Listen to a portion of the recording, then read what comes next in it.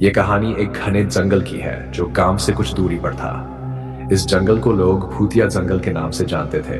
कहते हैं कि जो भी इस जंगल में गया वह कभी वापस नहीं आया। गांव के लोग उस जंगल से हमेशा दूर रहते थे, लेकिन एक दिन गांव के 4 दोस्तों अर्जुन, राहुल, सीमा और पायल ने जंगल में जाने की योजना बनाई। उन्हें यह सब कहानियां सिर्फ अफवाहें लगती थीं। वे अपनी साइकिलें लेकर जंगल की ओर निकल पड़े।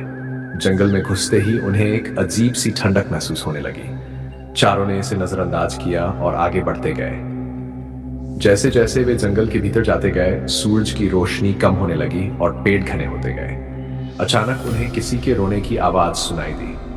अर्जुन ने कहा, यह किसी की मदद के लिए पुकार हो सकती है, हमें देखना चाहिए। वे सभी उस आवाज की दिशा में चलने लगे। जैसे जैसे वे करीब आते गए, आवाज और तेज होती गई। एक बड़े पेड़ के पास पहुंचकर उन्होंने देखा कि वहां कोई नहीं था, लेकिन आवाज आ रही थी। सीमा डर के मारे कांपने लगी। हमें यहां से चलना चाहिए, यह जगह ठीक नहीं लग रही। लेकिन अर्जुन ने कहा, हम इतनी दूर आ चुके हैं, हमें थोड़ा और देखना चाहिए। उन्होंने आगे बढ़ने का फैसला किया। कुछ देर चलने के बाद वे एक पुराने और जर्जर मंदिर के पास पहुंचे। मंदिर के अंदर एक पुराना टूटा फूटा मूर्ति थी और उसके चारों ओर सूखी पत्तियों का ढेर था। राहुल ने कहा, शायद यहाँ कुछ छिपा हो, चलो देखते हैं।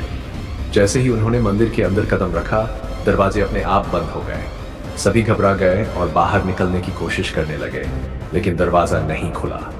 तभी अचानक मंदिर के अंदर एक तेज हवा चली और चारों को महसूस हुआ कि कोई अदृश्य शक्ति उनके आसपास है। तभी एक भूतिया आवाज ने कहा, तुम लोगों ने मेरी शांति भंग की है, अब तुम कभी इस जंगल से बाहर नहीं निकल पाओगे। चारों की आंखों के सामने अंधेरा छा गया और वे बेहोश हो गए। जब उन्होंने आंखें खोली तो वे खुद को उसी जगह पर पाए जहां से वे चले थे, लेकिन उनकी साइकिलें और सामान गायब थे।